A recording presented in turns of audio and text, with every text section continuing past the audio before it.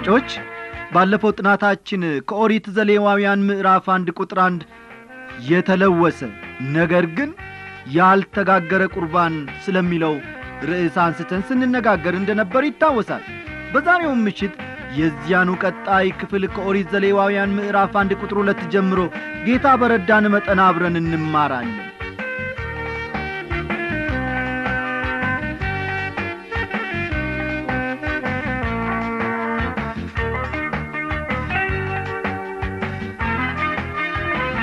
አድማጮች በዘሌዋውያን ምዕራፍ 1 የተጠቀሰው ዕጣን ከምንና ከምን እንደተሰራ በእርግጠኝነት አናውቅም።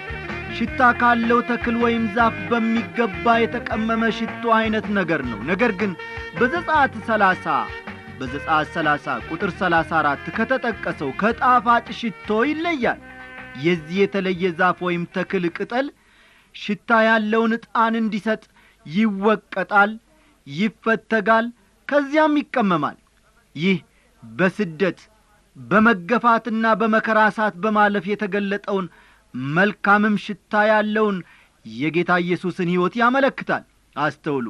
ይህ በስደት በመገፋትና በመከራ እሳት በማለፍ የተገለጠውን መልካምም ሽታ ያለውን የጌታ ኢየሱስን ሕይወት ያመለክታል። ደስ የተሰኘበት አባቱ እግዚአብሔር በክርስቶስ ሕይወት ያየው ነገር ይህ ነበር። ይህ በኢየሱስ ሕይወት የነበረው መልካም ሽታ የርሱ እስከሆነ ድረስ በእኛም ሕይወት እንዲታይ ያስፈልጋል። ዘሌዋውያን ምዕራፍ 2 ቁጥር 2 እንዲህ ይላል፣ ወደ አሮንም ልጆች ወደ ካህናቱ ያመጣዋል፣ ከመልካም ዱቄቱና ከዘይቱም አንድ እፍኝ ሙሉና ዕጣኑን ሁሉ ወስዶ ካህኑ የእሳት ቁርባን ለእግዚአብሔር ጣፋጭ ሽታ እንዲሆን ለመታሰቢያ በመሠዊያው ላይ ያቃጥለዋል ይላል። ካህናቱ ከእህሉ ቁርባን የተወሰነውን ክፍል ይወስዳሉ። ከእያንዳንዱም ዕቃ ዓይነት የተወሰነውን ይወስዳሉ። የተቀረው ግን ይለወስና በመሠዊያው ላይ ይቃጠላል። ከእህሉም ቁርባን የተረፈው ለአሮንና ለልጆቹ ይሆናል። ይህም ለእግዚአብሔር የሚሆን የእሳት ቁርባን ቅዱሰ ቅዱሳን ነው ይላል። ዘሌዋውያን ምዕራፍ 2 ቁጥር 3ን ይመለከቷል። ይህ መሥዋዕት ደም ባይፈስበትም እንኳን በመሠዊያ ላይ ተደርጎ በመቃጠሉ ልዩ ትኩረት ተሰጥቶታል። በዚህ ምዕራፍም ሆነ በዘሌዋውያን መጽሐፍ ከመሥዋዕት ጋር ተያይዞ ሌላ ትኩረትን ያገኘ ነገር ቢኖር እሳት ነው። ምዕራፍ 1 ቁጥር 2 ቁጥር 9 ቁጥር 16 እንዲሁም ምዕራፍ 6 ቁጥር 15 ቁጥር 17 እና 18ን ተመልከቱ። እደግምላችኋለሁ። ምዕራፍ 1 ቁጥር 2 ቁጥር 9 ቁጥር 16 እንዲሁም ምዕራፍ 6 ቁጥር 15 ቁጥር 17 እና 18ን ተመልከቱ። ወገኖቼ ስለ እሳት አስፈላጊነት አስቀድሞ ስለተነጋገርን አሁን አንደግመውም። የተለወሰና የተጋገረ ቁርባን። በቶን የተጋገረውን የእህል ቁርባን ስታቀርብ በዘይት የተለወሰ የመልካም ዱቄት የቂጣ እንጎቻ ወይም በዘይት የተቀባ ስስ ቂጣ ይሁን። ቁርባንህም በምጣድ የተጋገረ የእህል ቁርባን ቢሆን በዘይት የተለወሰ የመልካም ዱቄት ቂጣ ይሁን። ቆርሰህም ዘይት ታፈስበታለህ። የእህል ቁርባን ነው። ቁርባንህም በመቀቀያ የበሰለ የእህል ቁርባን ቢሆን ዘይት የገባበት ከመልካም ዱቄት የተደረገ ይሁን። ከዚህም የተደረገውን የእህል ቁርባን ወደ እግዚአብሔር ታመጣለህ፣ ለካህኑም ይሰጣል። እርሱም ወደ መሠዊያው ያቀርበዋል። ካህኑም ከእህሉ ቁርባን መታሰቢያውን አንስቶ የእሳት ቁርባን ለእግዚአብሔር ጣፋጭ ሽታ እንዲሆን በመሠዊያው ላይ ያቃጥለዋል። ከእህሉም ቁርባን የተረፈው ለአሮንና ለልጆቹ ይሆናል። ይህም ለእግዚአብሔር የሚሆን የእሳት ቁርባን ቅዱሰ ቅዱሳን ነው ይላል። ኦሪት ዘሌዋውያን ምዕራፍ 1 ከቁጥር 4 እስከ 10 ያለውን ይመለከቷል። አድማጮቼ አሁን ያነበብነው ክፍል የእህል ቁርባን ስለሚዘጋጅበትና ስለሚቀርብበት ሥርዓት ዝርዝር መመሪያዎችን ያቀርባል። እንጀራ በምናዘጋጅበት ጊዜ የተለያዩ አይነት ዕቃዎችንና ንጥረ ነገሮችን እንደምናዘጋጅ አይነት ዝግጅት ነው። በክፍሉ የተጠቀሰው። ለእህል ቁርባኑ ዝግጅት የመልካም ዱቄትና የዘይት አስፈላጊነት ልዩ ትኩረት ተሰጥቶታል። የእሳትም አስፈላጊነት በተደጋጋሚ ተጠቅሷል። እንደገና አስረግጬ ለመግለጽ የምፈልገው ነገር ቢኖር በዚህ ክፍል እሳት በምንም አይነት መንገድ ሲኦልን አያመለክትም። ነገር ግን የእግዚአብሔርን የማጥራት ጉልበትና ኃይልን እንዲሁም በክርስቶስ ኢየሱስ ሕይወት ያለውን ጣፋጭነትንና ከእግዚአብሔር ዘንድ የመምጣቱ የሥራውን ሥራ ያመለክታል። እንደገና እናገራለሁ። እሳት የእግዚአብሔርን የማጥራት ጉልበትንና ኃይልን እንዲሁም በክርስቶስ ኢየሱስ ሕይወት ያለውን ጣፋጭነትንና ከእግዚአብሔር ዘንድ በመምጣቱ የሠራውን ሥራ ያመለክታል። በቁጥር 9 የእሳት ቁርባን ማለትም በእሳት የሚቀርበው የእህል ቁርባን ለእግዚአብሔር ጣፋጭ ሽታ እንደሚሆን ይናገራል። የዚህ መሥዋዕት የመጨረሻውና ሙሉ ትርጉሙ እግዚአብሔር በክርስቶስ ያየውን ጣፋጭ ነገር ያሳያል። ጣፋጭነቱ ጎልቶ የታየው በመከራና በጭንቅ በማለፉ ነው። በእኔና በእናንተ ወገኖቼ ልምምድ ግን የሕይወት ጣፋጭነት አብዛኛውን ጊዜ በጭንቅ ስናልፍ አይመጣም። እንዲያውም በመከራ ጓዳ ሲያልፉ ከአንዳንድ ክርስቲያኖች አፍ መራራና የማይረባ ነገር ይወጣል። አንዳንዴም በጌታ ላይ ማጉረምረም የሚቃጣን ክርስቲያኖች ብዙ አለን። ጌታ ኢየሱስን ግን ስንመለከት መከራና ጭንቅ በበዛበት መጠን ሕይወቱ በጣፋጭነት የተሞላ ነበር። ታላቅ ስሙ ለዘላለም ይመስገን። እርሱ እንዲህ ማለት ይችላል፣ የላከኝም ከኔ ጋር ነው፣ እኔ ደስ የሚያሰኘውን ዘወትር አደርጋለሁና አብ ብቻዬን አይተወኝም ይላል። ዮሐንስ ምዕራፍ 8 ቁጥር 29ን ተመልከቱ። ዮሐንስ ወንጌል ምዕራፍ 8 ቁጥር 29። ከእህሉ ቁርባን የተረፈው ለአሮንና ለልጆቹ ይሰጣል። ክርስቲያኖች ጌታ ኢየሱስን ከአብ ጋር የመካፈል ልዩ መብት አላቸው። ወንድሜ አንተስ በክርስቶስ ውስጥ የምታየው ምንድነው? በሕይወቱ ያለውን ጣፋጭነት አይተሃልን? የሕይወቱን ሽታና ጣፋጭነት ቀምሰሃልን? እስቲ ዮሐንስ ወንጌል ምዕራፍ 6 ከቁጥር 53 እስከ 58 የሚለውን አንድ ላይ እናንብብ። ዮሐንስ ምዕራፍ 6 ቁጥር 53 እስከ 58 ያለውን እንመልከት። እንዲህ ይላል፣ ስለዚህ ኢየሱስ እንዲህ አላቸው፣ እውነት እውነት እላችኋለሁ የሰውን ልጅ ሥጋ ካልበላችሁ ደሙንም ካልጠጣችሁ በራሳችሁ ሕይወት የላችሁም። ሥጋዬን የሚበላ ደሜንም የሚጠጣ የዘላለም ሕይወት አለው፣ እኔም በመጨረሻው ቀን አስነሣዋለሁ። ሥጋዬ እውነተኛ መብል ደሜም እውነተኛ መጠጥ ነውና ሥጋዬን የሚበላ ደሜንም የሚጠጣ በእኔ ይኖራል፣ እኔም በርሱ እኖራለሁ። ሕያው አብ እንደላከኝ እኔም ከአብ የተነሣ ሕያው እንደምሆን እንዲሁ የሚበላኝ ደግሞ ከእኔ የተነሣ ሕያው ይሆናል። ከሰማይ የወረደ እንጀራ ይህ ነው። አባቶቻችሁ መና በልተው እንደሞቱ አይደለም፣ ይህን እንጀራ የሚበላ ለዘላለም ይኖራል ይላል። አድማጮቼ እኔም ሆንኩ እናንተ የሕይወት ጣፋጭነትን የምንፈልግ ከሆን ክርስቶስን መካፈል አለብን። በእምነት እንካፈለዋለን፣ ሥጋውንና ደሙን እንቀበላለን፣ ከሕይወታችንም ጋር እናዛምደዋለን። ከእርሱ የምንካፈል ከሆነ የእርሱ ሕይወት ጣፋጭነት በእኛ ሕይወት ውስጥ ይሆናል። ይህን እናደርግ ዘንድ ደግሞ እግዚአብሔር ይርዳን።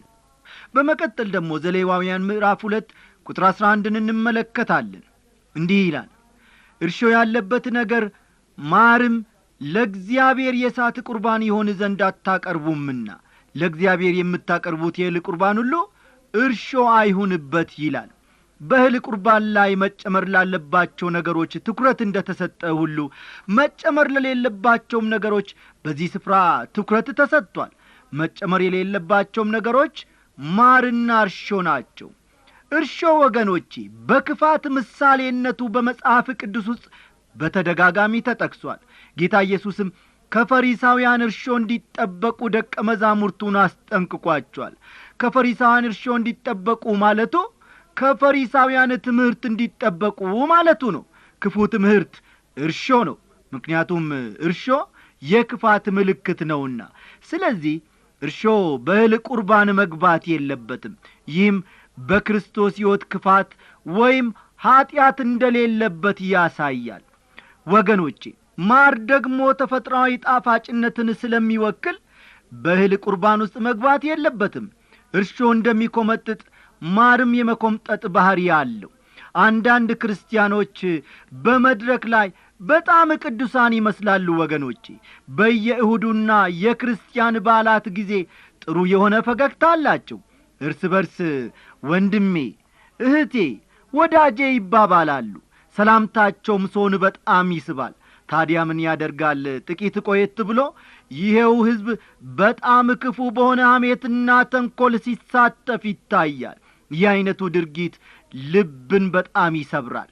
እንደነዚህ አይነት ክርስቲያኖች በጠመንጃ የሰውን ሕይወት ከሚገድል ወይም ከሚያጠፋ ሰው ይልቅ አደገኞች ናቸው። በዛሬው ዘመን ብዙ ክርስቲያኖች በሕይወታቸው ማር ወይም የተፈጥሮ ጣፋጭነት ብቻ እንዳላቸው ልነግራችሁ እወዳለሁ። ወዳጆቼ፣ ጌታ ኢየሱስ ይህን አይነት ሕይወት አይቀበለውም። በእርሱ ሕይወት ብልሹ ነገር በፍጹም አይገኝምና እርሱ የተፈጥሮ ማር አይነት ጣፋጭነት አይታይበትም። ተፈጥሯዊ ሰው ሊቀበለው የሚቻለው አይነት እርሾ ያለበት ንግግርም የለውም። አሁን ደግሞ አለፍ ብለን ኦሪት ዘሌዋውያን ምዕራፍ 1 ቁጥር 12 የሚለውን እስቲ አንድ ላይ እንስማ። እንዲህ ይላል፣ እነዚህንም የበኩራት ቁርባን አድርጋችሁ ለእግዚአብሔር ታቀርባላችሁ፣ እንደ ጣፋጭ ሽታ ግን በመሠዊያው ላይ አይቃጠሉም ይላል። ይህ የእህል ቁርባን ጣፋጭ ሽታ ያለው መሥዋዕት ነው። ጣፋጭነቱ ግን ከእርሾና በተፈጥሮ ጣፋጭ ከሆነው ማር መምጣት ወይም ደግሞ መሰራት የለበትም። የምታቀርበውን የእህል ቁርባን ሁሉ በጨው ታጣፍጠዋለህ። የአምላክህም ቃል ኪዳን ጨው ከእህል ቁርባን አታጐልም፣ በቁርባንህ ሁሉ ላይ ጨው ታቀርባለህ ይላል። ቁጥር 13ን ልብ ይሏል። ጨው ወገኖቼ በእህል ቁርባን ውስጥ መጨመር ያለበት የመጨረሻው ንጥረ ነገር ነው። ጨው የእርሾ ተቃራኒ ሲሆን አንድን ነገር ሳይበላሽ የመጠበቅ ኃይል አለው። እርሾ መበስበስን ሲያመጣ፣ ጨው ደግሞ አንድን ነገር ከመበስበስ ወይም ከብልሹነት ይጠብቃል። አስተውሉ ወገኖቼ፣ እርሾ መበስበስን ሲያመጣ፣ ጨው ደግሞ አንድን ነገር ከመበስበስና ከብልሹነት ይጠብቃል። ጨው በመሥዋዕት አቅራቢውና በእግዚአብሔር መካከል የሚቀርብ የታማኝነት ምልክት ነው። ይህን አረፍተ ነገር እንደገና ደግመዋለሁ። ጨው በመሥዋዕት አቅራቢውና በእግዚአብሔር መካከል የሚቀርብ የታማኝነት ምልክት ነው። ለጌታ ኢየሱስ ከተሰጡት ከብዙ ስሞች አንዱ ክርስቶስ ታማኝ ነው የሚል ነው። እርሱ ታማኝና እውነት ነው። ራእይ ምዕራፍ 19 ቁጥር 11ን ይመለከቷል። ራእይ ምዕራፍ 19 ቁጥር 11 እርሱ ጌታ ነው። ክርስቶስ ራሱን ለእግዚአብሔር መሥዋዕት አድርጎ አቅርቧል። ከእርሱ ምሕረት የተነሣ እኛም ራሳችንን ለእግዚአብሔር መሥዋዕት አድርገን ማቅረብ እንችላለን። ለእርሱ ታማኞች ሆነን መገኘት አለብን። ክርስቲያኖች ለዚህ ዓለም ጨው መሆን አለባቸው። ራሳችንን ሕያውና ቅዱስ መሥዋዕት አድርገን ለእግዚአብሔር ስናቀርብ የምድር ጨው እንሆናለን። ሮሜ ምዕራፍ 12 ቁጥር 1ና 2ን ይመለከቷል።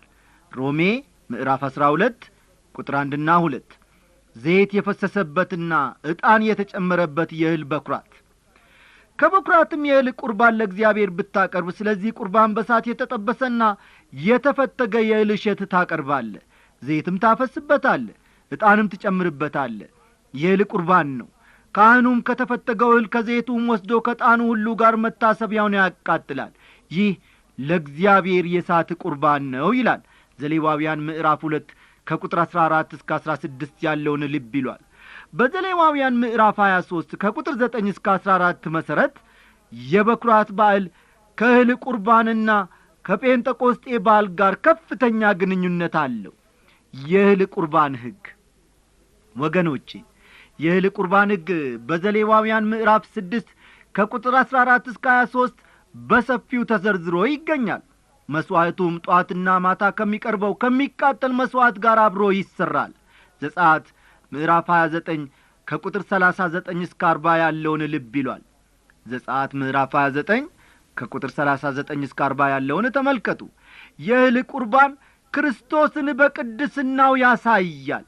ደግሞም የክርስቲያኖች ራስን ለእግዚአብሔር መሥዋዕት አድርጎ ማቅረብን ያሳያል። የክርስቶስን ፍጹም ሰውነት በግልጽ ያሳያል።